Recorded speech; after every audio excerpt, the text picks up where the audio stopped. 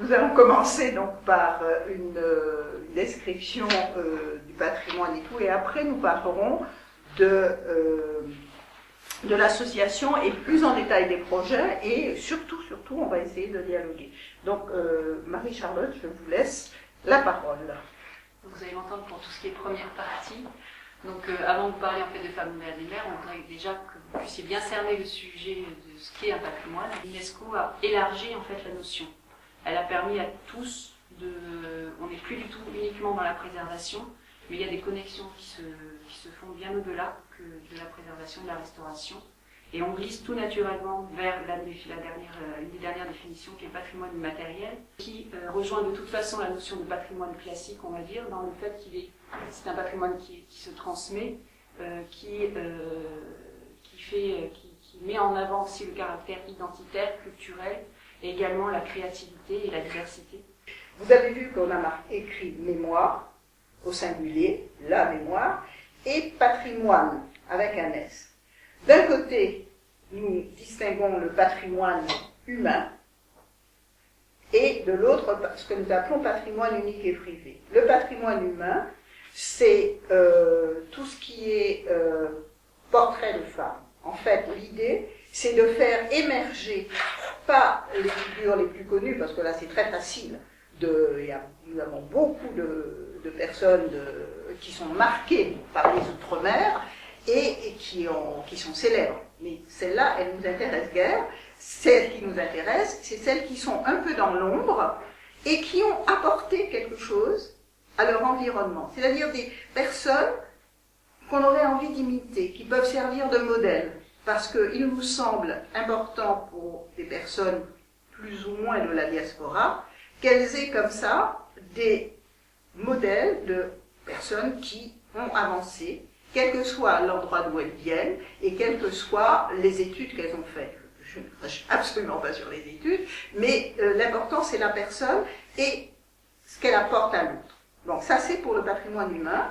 Donc nous avons déjà maintenant 24 portraits de différentes formes. Au début, nous avons commencé avec des portraits, des interviews tout simples, illustrées avec des photos, avec toujours des notions importantes. Les gens peuvent parler de tout, mais nous souhaitons qu'ils parlent de la transmission. Qu'est-ce que vous avez gardé de vos origines et qu'est-ce que vous avez envie de transmettre? Et ensuite, nous avons aussi des diaporamas, nous avons des vidéos, et c'est pas simplement des gens qui sont nés outre-mer ou qui résident outre-mer. Ce sont des gens qui ont un lien avec les outre-mer. Qu'est-ce que c'est le patrimoine unique et privé? Marie-Charlotte vous a montré que tout peut faire patrimoine, et nous est venu à l'idée de dire que dans un foyer, il y avait des éléments que la famille avait rassemblés plus ou moins, et qui sont des éléments qui souvent sont perdus, parce qu'on ne les a pas répertoriés, parce qu'on a déménagé, parce que, etc. Et puis, on perd ces traces. Alors l'idée, c'est d'inciter les gens à aller voir dans leurs archives ce qui, d'abord, pour eux, fait l'histoire, mais de les aider aussi à classer ce qui peut faire patrimoine, parce que c'est très très utile pour eux-mêmes, pour leur descendance, mais ça peut être aussi utile pour le bien commun. C'est d'ailleurs pour ça que nous avons dit du singulier à l'universel. Comment déterminez-vous les personnes sur qui on peut réaliser un vrai travail d'archive, un travail de fond documentaire? En parler. Moi, je connais deux personnes. Une qui a de très belles choses sur Monerville, alors je la sers au maximum, elle n'est pas prête. Il y en a une autre qui est une vraie encyclopédie, elle n'est pas prête, mais elle sait. Parce que c'est vrai, alors là je parle d'expérience, c'est vrai que vous-même, vous allez dans vos archives, vous faites émerger des choses. Mais quand un tiers va dedans, c'est pas évident non plus. Donc c'est un vrai travail. Et c'est ça que je trouve intéressant parce que ça vous oblige à affronter, à voir les choses en face, ce que vous étiez, ce que vous êtes devenu. Mais c'est pas un travail anodin. Donc il faut que les gens soient prêts. Dans ce que vous disiez tout à l'heure, c'est important. Moi, j'appelle ça une filiation. Dans une filiation, il y a fil, il y a fils, il y a lien, il y a... Enfin, on va rejoindre un petit peu l'essence des politiques de la relation, on dit un réseau, et c'est vrai. Et c'est vrai parce que les Outre-mer, ça fait des années que je le dis, c'est une vraie richesse pour la France, l'Europe et le monde, pas seulement au niveau géographique, pas seulement géographique, hein, parce qu'on se rend compte, moi je l'ai dit encore à la ministre, à notre ministre, hein, c'est là que nous sommes la deuxième puissance mondiale après les États-Unis grâce aux Outre-mer, richesse naturelle, terre rare, enfin on parlait de la Guyane tout à l'heure, je suis en Soyouz, et autour de Kourou, on pourrait créer une technopole, enfin ça c'est une parenthèse que je fais rapidement, et simplement au niveau, c'est vrai que le travail que vous faites, il y a un travail de détection de patrimoine, et aussi de mise en valeur, parce qu'à un moment vous avez parlé du numérique, et il faudra en arriver là. Aussi pousser... On va y arriver, on va signer un chèque.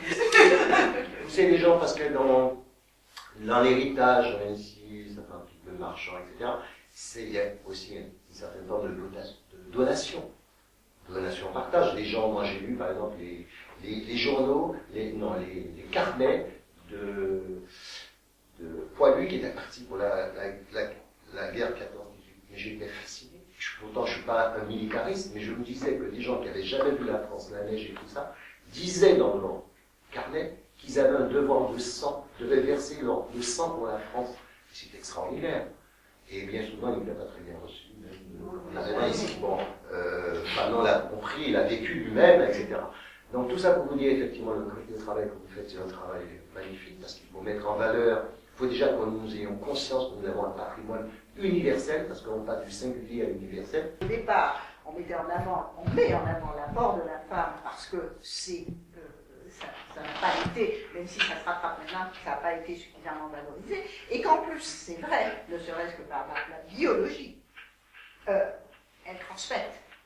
Bon, elles transmettent la vie, et elles ont quand même, jusqu'à maintenant, un rôle dans l'éducation.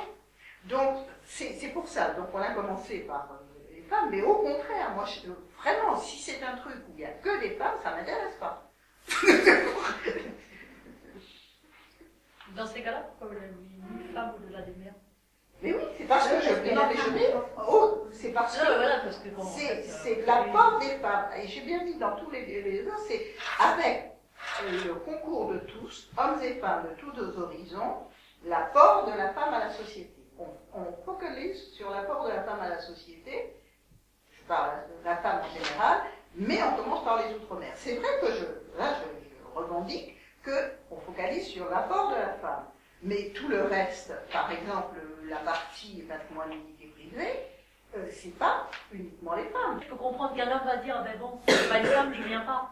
Mais le titre est très très bien parce que moi c'est le titre qui m'a fait venir. Parce que moi j'arrive de résidence depuis 15 ans en Martinique, j'ai créé mon entreprise martiniquaise. Et c'est vrai que l'interculturalité, comme vous l'avez bien souligné, on est riche de culture.